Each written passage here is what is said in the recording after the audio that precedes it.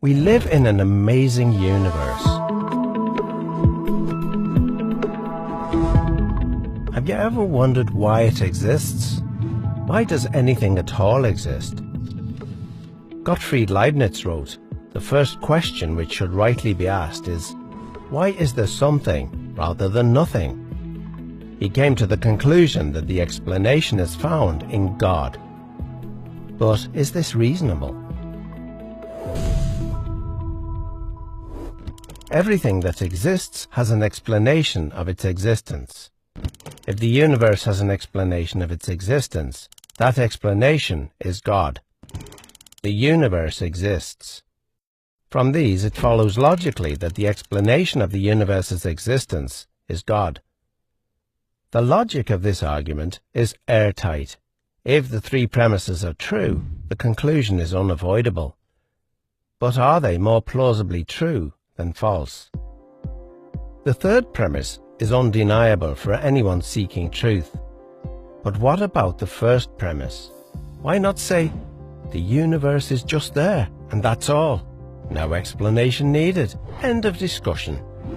Well, imagine you and a friend are hiking in the woods and come across a shiny sphere lying on the ground. You would, naturally, wonder how it came to be there. And you'd think it odd if your friend said, "There's no reason or explanation for it. Stop wondering. It just is." And if the ball were larger, it would still require an explanation. In fact, if the ball were the size of the universe, the change in its size wouldn't remove the need for an explanation. Indeed, curiosity about the existence of the universe seems scientific and intuitive. Someone might say, if everything that exists needs an explanation, what about God? Doesn't he need an explanation?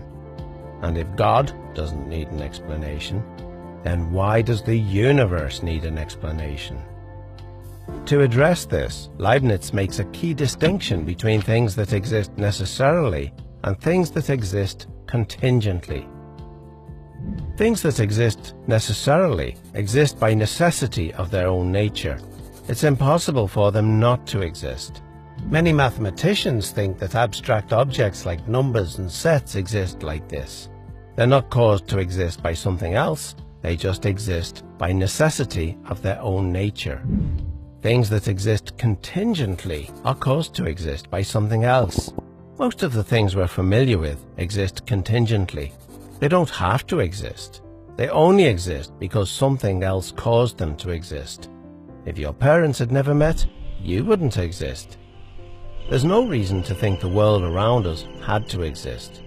If the universe had developed differently, there might have been no stars or planets. It's logically possible that the whole universe might not have existed. It doesn't exist necessarily, it exists contingently. If the universe might not have existed, why does it exist?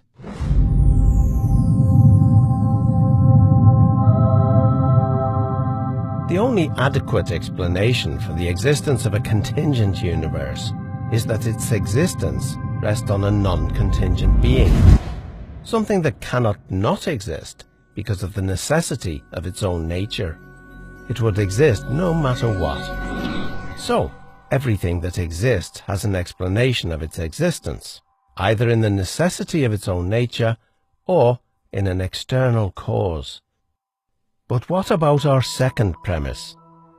Is it reasonable to call the explanation of the universe God? Well, what is the universe?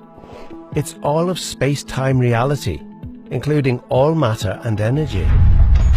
It follows that if the universe has a cause of its existence, that cause cannot be part of the universe.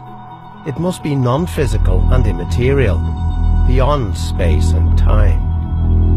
The list of entities that could possibly fit this description is fairly short, and abstract objects cannot cause anything. Leibniz's contingency argument shows that the explanation for the existence of the universe can be found only in the existence of God. Or, if you prefer not to use the term God, You may simply call him the extremely powerful, uncaused, necessarily existing, non-contingent, non-physical, immaterial, eternal being who created the entire universe and everything in it.